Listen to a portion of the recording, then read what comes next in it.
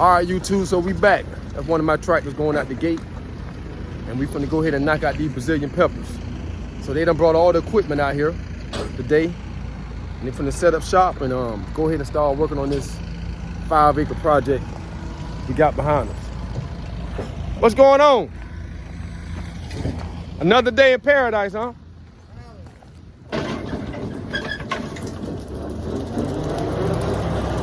Wire right there, you need to be careful. But anyway, we got these 5 acres of Brazilian peppers. And it's gonna be a job. They should knock it out in a few days. You can see what it's gonna look like. This is what it started like. And they only not even an eighth finished, you know, got like another 4 acres and some change to go ahead and do with the next few days. Every day the jobs get bigger, bigger opportunities, and it's always pushing me to see what I can get done. You know, it's all about knowing the right people. With property preservation, this is what I have been able to build with property preservation. I started off doing property preservation after returning home from prison, after doing like 6.5 years in prison.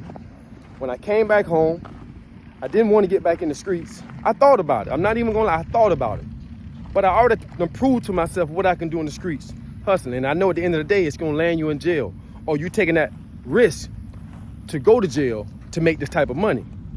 I used to always pay attention to the guys that was before me. And it just makes sense. If you out in the streets, you're out doing things, and guys are going to prison, and you used to emulate these guys or look up to these guys, when some of these guys get out, it don't matter where they're from, what city they're from, you just figure out what they're doing after they get out of prison. But most of the people that come out of prison and still be successful, they get in business. They become a contractor, electrician, AC guy, get into real estate. Most of them get a good job, get a job at the port, get a job with the city, and just stay working and just staying out. See, that's what you got to do. You got to stay out, you see? So the main thing once you're free from prison is to stay out of prison, don't go back. And I knew this, you know? You're getting up in age, you don't want to keep going back to prison. And you know, every time you go, you're gonna lose some time. And you see guys in prison walking around with a life sentence, and they make you say, you know what, man, I don't want to end up like that. I don't want to end up in prison doing a life sentence, you know, walking around this track with a guy all day long. So I had to really think about what I was gonna do once I came home. It was a friend of mine. She was doing property preservation, and every now and then I had to call her, and I had to hear from her in prison. She'll tell me, hey, Kevin, when you get out, you need to try this. When you get out, you need to do this. I'm gonna go ahead and set you up. But when you come home, you need to get into this because there's a lot of money being made, I'm telling you.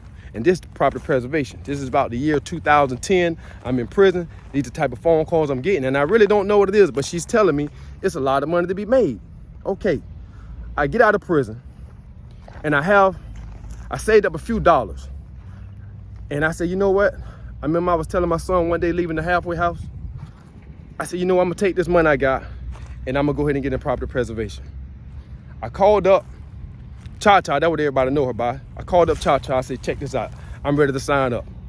She went through the course with me, signing me up online, and I signed up with Cyprex. That was the first company that I signed up with, Cyprex.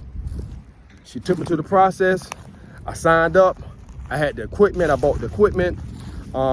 Actually, my first lawnmower, I had to borrow the money to get that. Mr. Harvey loaned me the money to buy a lawnmower. That's how I got my first lawnmower, my first commercial mower, which was the little red 36 Snapper Pro. Mr. Harvey, because he wanted to do it too, it was a lot of money made, a lot of people trying to get in it. So people were just trying anything to get that money. But he helped, I borrowed the money from him.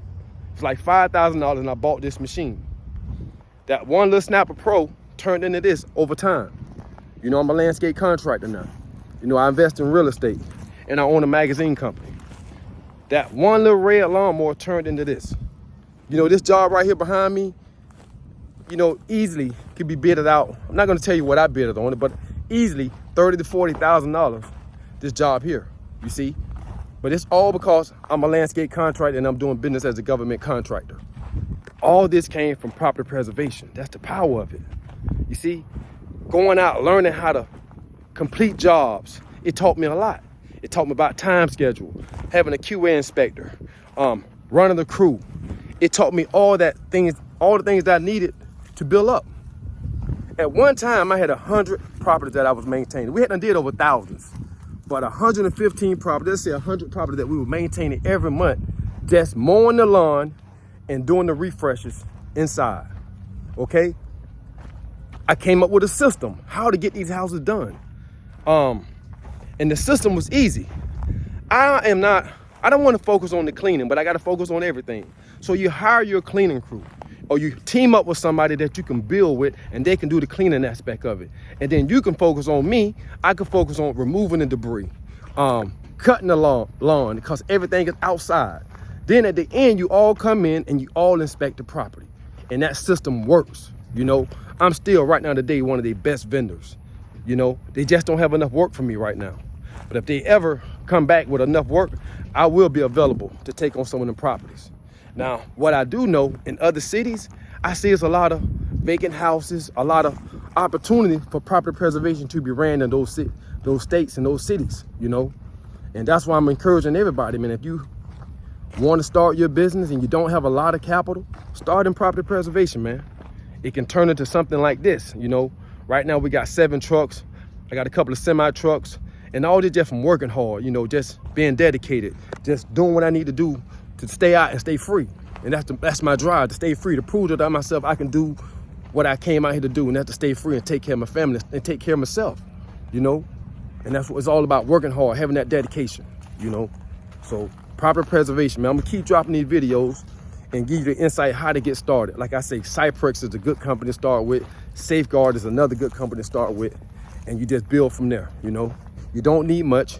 You just need a truck and a trailer and a good team, 4 people. You get a team of 4 people, man, you can do a lot, you know. So I'm gonna keep dropping these videos. I'm gonna show y'all how this thing turn out once we get things moving and make it happen or you cap it.